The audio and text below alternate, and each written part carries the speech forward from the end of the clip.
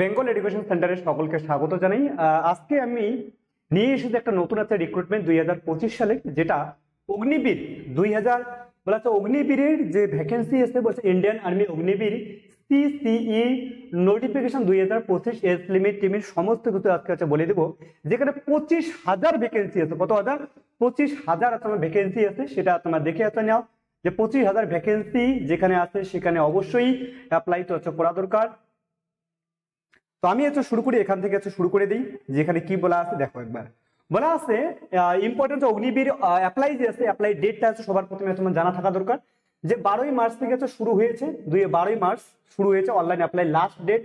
এই লাস্ট ডেটটা সবার প্রথমে ধ্যান রাখা দরকার। অনেকে বাচ্চা আছে যারা 10ই এপ্রিল, আমি তো বলবো যে 2-1 দিনের মধ্যে গিয়ে অবশ্যই আগে অ্যাপ্লাইটা করে নাও, কারণ তোমরা 1-2 দিন তোমার লেট করতে করতে অনেক দিন পিছিয়ে ফেলো। এই ডেটটাকে ধ্যান রাখা দরকার। 10ই এপ্রিল 2025 মিনিমাম 10 দিন আগে তো অবশ্যই করতে হবে। Last date for the fee payment বলা আছে 10ই এপ্রিল, যে ফি পেমেন্ট করতে হবে। পেমেন্ট না করলে তোমাকে তো পরীক্ষা বসতেই দিবে না। তো এক্সাম ডেট বলছে যে জুন মাসে প্রকাশিত হবে 2025 সালেই। অ্যাডমিট কার্ড জুন মাসে তোমার বের হবে। র্যালি ডেট অ্যাভেলেবেল নোটিফিকেশন তোমার দিয়ে দেওয়া হবে, কোন জায়গায় কোন র্যালি হবে না হবে সমস্ত কিছু তোমার দিয়ে দেবে। পরে বলছে ক্যান্ডিডেট আর তুমি অ্যাডভাইস টু কনফার্ম, তারা অবশ্যই যাতে কোথায় গিয়ে তুমি অ্যাপ্লাই করে অনলাইনে যদি যায় তাহলে এই ওয়েবসাইটটা ধ্যান রাখা দরকার। ইন্ডিয়ান আর্মি অফিসিয়াল ওয়েবসাইট, অন্য কোনো জায়গায় না গিয়ে এখানে গিয়েছো করবে। যারা জানো না তারা ক্যাফে গিয়েছো বলে দিবে, মোবাইল থেকেও করা যায়, তোমরা করে নেবে, এটা খুব শীঘ্রই করে নেবে। আসি এবার ডিটেলস নিয়ে তোমার আসবো। তো পরেটা আছে জেনারেল। এখানে কি বলছে জেনারেল তোমার জেনারেল ওবিসি অ্যান্ড তোমার ইডব্লিউ ইকোনমিক্যালি উইকার তোমার সেকশন, যারা এটা ফর্মটা ফিল আপ করবে তাদের কত টাকা লাগবে? 250 টাকা লাগবে। এসসি এসটি তাদেরও 250 টাকা লাগবে। পেমেন্টের কোনো অসুবিধা নেই, সবার ক্ষেত্রে সমানই তোমার দেওয়া আছে। পেমেন্ট মোড সবসময় অনলাইনে তোমার করতে হবে। ইউ ক্যান তোমার make the payment using the following modes, যেটা ডেবিট কার্ড, ক্রেডিট কার্ড, যে কোনো মাধ্যমে তুমি করতে পারো। ক্যাশ কার্ড বলছি এগুলো সমস্ত মাধ্যমে করতে। ইন্ডিয়ান অগ্নিবীর সিএসসি নোটিফিকেশন বেরিয়েছে। তো এবার আসি পরের স্লাইডে গিয়ে আছে এলিজিবিলিটি ক্রাইটেরিয়া। এলিজিবিলিটি ক্রাইটেরিয়া মানে কারা কারা তুমি এখানে করতে পারবে? যারা 10 পাস করেছো, 12 পাস করেছো, এই 10 পাস এবং 12 পাসের মাধ্যমে যারা করেছো তাদের অবশ্যই কেবলমাত্র 10-12 পাস না, ইকুইভ্যালেন্ট যদি কেউ পাস করে থাকে তবুও তারা কি পাবে? এখানে তোমার এক্সামে তোমার দিতে পারবে। তাদের এলিজিবিলিটি ক্রাইটেরিয়া মানে যোগ্যতা কি কি লাগবে। 10 পাস ম্যাট্রিক্স মানে মাধ্যমিকে 45% টোটাল মিলে এই জায়গাটাতে ছাত্ররা একদম তোমার নাম্বার পায় না, তার ফলে তারা অ্যাপ্লাই করতে পারে না। তো সবার প্রথমে দেখতে লাগবে ওভারঅল 45% নাম্বার থাকা দরকার। যারা 2021 সালে এসে তাদের তো প্রত্যেকের আছে, টেনশন নেই। মিনিমাম বলছে কি প্রত্যেকটা সাবজেক্টে 33% করে লাগবে। একটা সাবজেক্টে যদি 33-এর কম পায় তাহলে তোমার সে এলিজিবল আছে কি নয়। তো সাব বলছে কি এন্ড তোমার সাবজেক্ট প্রত্যেকটা সাবজেক্টে 33% নাম্বার লাগবে। Read notification for the mode of the detail physical eligibility. এখানে কি বলছে হাইট যেটা আছে, হাইট আছে 170 সেমি যদি হয় তাহলে ঠিক আছে। বলবো তোমার চেস্ট যে আছে 169 সেমি, 170 সেমি।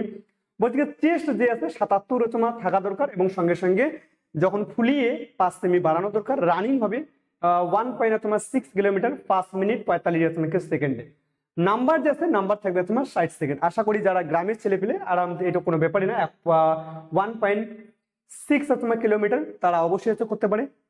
পুল আপ আছে, পুল আপ তোমার করলে 10টা দিতে মারতে লাগবে, 40 নাম্বারে আছে। এইদিকে ফিজিক্যাল গুলো তোমাকে ধ্যান রাখা দরকার।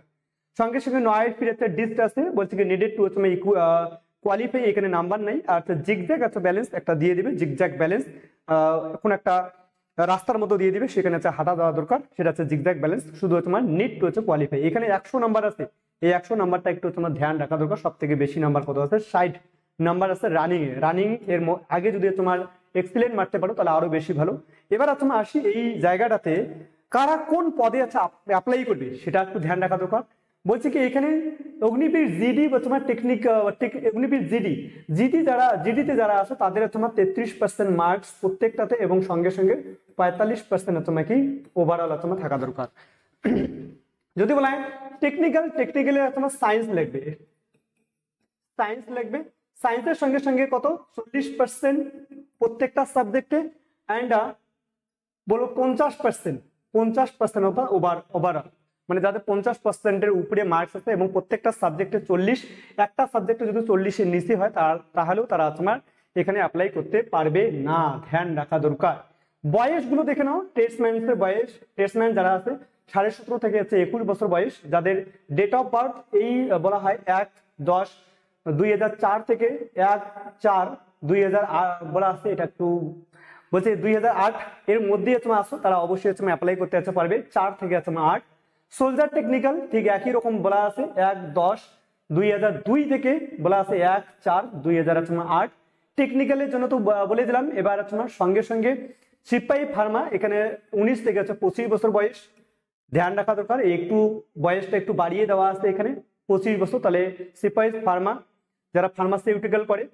তোমার জেসিও রিলিজিয়াস টিচার, যারা টিচার আছে তোমার রিলিজিয়াস তোমার থাকবে, তোমার 27 থেকে 34 বছরের তোমার বয়স হওয়া দরকার, হলেই হয়ে যাবে। এখানে বয়সটা অনেক বেশি দেওয়া আছে, যাদের বয়স বেশি তারা এই জায়গাগুলোতে তুমি ধ্যান রাখা দরকার।